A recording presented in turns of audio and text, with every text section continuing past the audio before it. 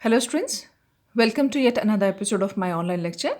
It is part of your paper Research Methodology, code EED 602. In the following PPT, I'll discuss with you how to cite your work. Today, we'll discuss the authors in detail. As usual, after this presentation, I'll open the chat room of your class for discussion, which will be both audio and video. So, the purpose of any documentation style is to allow authors to guide their readers quickly. If a piece of writing is clear and error free as possible, and if its documentation is trustworthy, readers will remain focused on the ideas. To satisfy the two requirement of completeness and brevity, documentation in MLA style has two parts. The first part is a detailed entry in a list of works cited. The second is a citation in the text, a minimal reference that directs the readers to the entry. We'll discuss each of this in turn. So, the list of works cited. The list title Works Cited identifies the sources you borrow from and therefore cite. In the body of your research project, works that you consult during your research but do not borrow from are not included. If you want to document them as well and your instructor approves the inclusion, give the list a broader title such as Works Consulted. Each entry in the list of works cited is made up of core elements given in a specific order, and there are optional elements that may be included when the situation warrants. So the core elements are the core element of any entry in the works cited list are given below in the order in which they should appear. An element should be omitted from the entries if it's not relevant to the work being documented. Each element is followed by the punctuation mark shown unless if it is the final element, which should end with a period. So the main elements are the author, title of source, title container, other contribution, version, numbers, publishers, publication date, and location. In what follows, we'll explain each of these elements, how to find them, and how they might differ from one medium to another. So, we start with the authors. So, the author's name is usually prominently displayed in a work, often near the title. I had discussed this in my previous presentation. Begin the entry with the author's last name, followed by a comma, and the rest of the name as presented in the work. End this element with a period unless a period that is part of the author's name already appear at the end. Here we have two different examples. In the first one, we have a name in which the name already contains a period, like Nomi S. Barrett. So S dot. This dot is the period, so it is already there, so we need not to add any more period here. And in the second one, Ellen Jacobs. So second name is written first, after comma, Ellen, and then period. This is how we write the names of the authors. So when a source has two authors, include them in the order in which they are presented in the work. Reverse the first of the names as just described, follow it with a comma and, and give the second name in normal order. We have reversed only the order of first name. Second name will appear as it is. When a source has three or more authors, reverse the first of the names as just described and follow it with a comma and et al. Et al means and others. In this case, we have mentioned the name of only first writer and other two writers are mentioned as et al. We use the term author loosely here.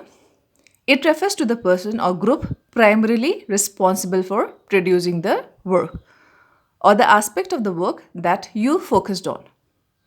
If the role of that person or group was something other than creating the work's main content, follow the name with a level that describes the role.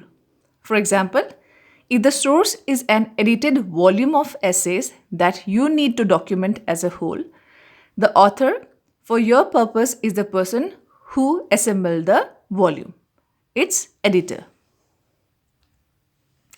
Since the editor did not create the main content, the name is followed by a descriptive level. Descriptive level means the description of the work done by the writer or the creator of that source. So in this case, he is editor, Jeffrey Nunberg, and he has edited this book. A source with two or more editors requires combining the two methods just described and making the descriptive level plural. So in this case, and etal, that means and the other editors. First editor and the other editors. When you discuss a source that was translated from another language and your focus is on the translation, treat the translator as the author. In this case, these two are the translators. Ellen Sullivan and Timothy Murphy. They have translated this book. Now, if the name of the creator of the work's main content does not appear at the start of the entry, as in the example given here, give that name produced by in the position of other contributor. So in this case, here we have to write the name of the main writer by positioning by.